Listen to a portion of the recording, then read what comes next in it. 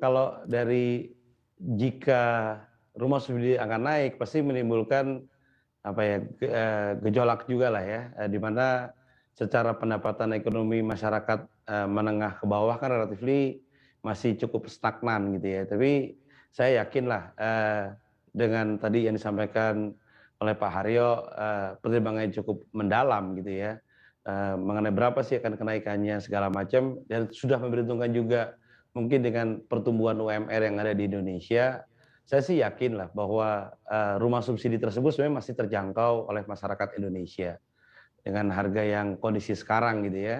Dan ini, saya juga yakin bahwa permintaannya tidak akan turun.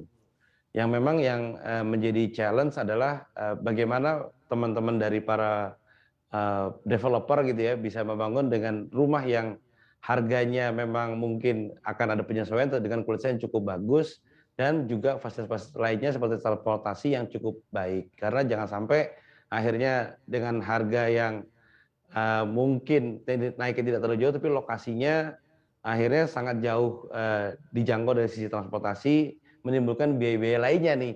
Rumahnya mungkin, murah, tapi biaya transportasinya jadi mahal, ini juga jangan sampai kejadian seperti itu. Jadi saya sih masih optimis, kalau kenaikannya itu masih dalam harga yang wajar, demand dari masyarakat, permintaan dari masyarakat, saya yakin tidak akan turun. Dan teman-teman developer harusnya juga bisa menyesuaikan dengan kondisi tersebut sehingga dari sisi supply juga tetap, akan baik. Jadi menurut saya, hal ini adalah wajar kalau, terjadi kenaikan, tetapi secara permintaan dan supply kita harapkan itu tidak akan berubah, terlalu banyak. Demikian Mas Pram.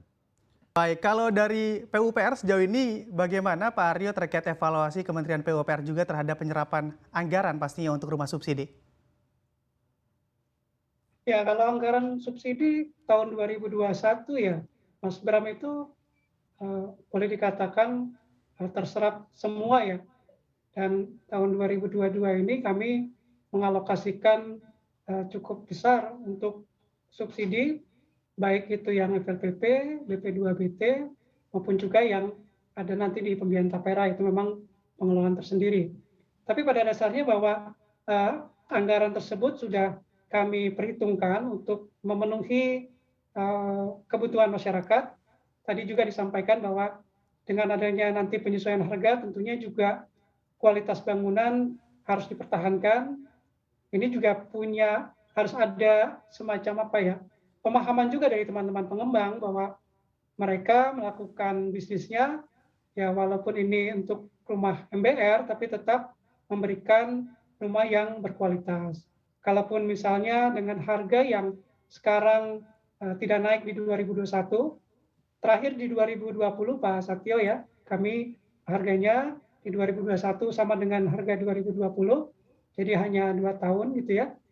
Di beberapa tempat mereka melakukan semacam ya rekayasa value engineering ya supaya dengan harga tersebut itu bisa memberikan kualitas bangunan yang baik. Nah ini tentunya kami berharap kepada para pengembang lainnya bisa juga melakukan hal-hal seperti itu, baik dari sisi mungkin kalau misalnya dia mengurangi sampah dari materialnya ya, kalau dia 12 meter ya bikinlah yang mungkin yang 4 meter 4 meter sehingga tidak ada potongan-potongan yang terbuang. Nah ini perlu dilakukan. Kemudian lain-lainnya itu juga sudah dilakukan oleh teman-teman pengembang di tempat lain ya.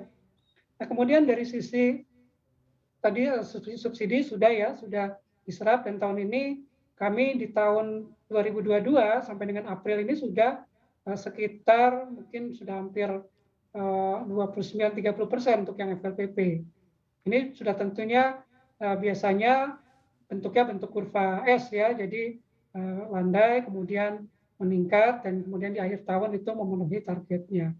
Saya rasa itu Mas Bram dari hasil realisasi anggaran ya baik di 2021 maupun juga rencana di 2022 ini.